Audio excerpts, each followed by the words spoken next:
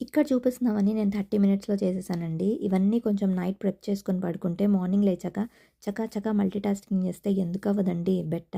చాలామంది కూర, అన్నం చేసేటప్పుడు కూర ఫస్ట్ చేస్తారు. అన్నం ఏముంది రైస్ కుక్కరేగా చేసేది అని లాస్ట్‌కి పెట్టుకుంటారు. ఛాన్సే లేదు అంటారా? ఒకసారి కామెంట్ చేయండి ఎవరైనా అలా చేస్తే. అలా చేయడం వల్ల కూర అయిపోతుంది. అన్నం కోసం వెయిట్ చేయాలి. అట్లా కాకుండా మార్నింగ్ లేవగానే రైస్ అండ్ ఎగ్స్ ఇన్‌స్టా పాట్‌లో పెట్టేయండి. పెట్టేసారా ఇంకది మర్చిపోండి. అవి అయిపోయాక కూర కోసము ఉల్లిపాయ కట్ చేసుకొని అది అయితున్నప్పుడు ఆ రోజు చేసే వెజిటబుల్ కట్ చేసుకోండి. నైటే కట్ చేసి పెట్టుకుంటే అంటారా? అది మీ కన్వీనియన్స్ అండి. కూర అయితున్నప్పుడు పక్కన పొంగనాలేసుకోండి. హమ్మయ్య! అవి అయితున్నాయిగా నేను ఖాళీ అనుకోకుండా పిల్లల బాక్స్‌లోకి ఫ్రూట్స్ కట్ చేసుకోండి ఈ టైంలో. అవి ఫినిష్ చేసేసి అన్నం అయ్యుంటది ఈ పాటికి. అన్ని డబ్బాల్లోకి సర్దేయండి. నేను మాత్రం ఆవకాయ, ఆలు కూర కలుపుకున్నాను బాక్స్‌లోకి. మస్తుండే ఆఫ్టర్‌నూన్ గూడా. నచ్చిందా? లైక్ చేయండి నచ్చితే.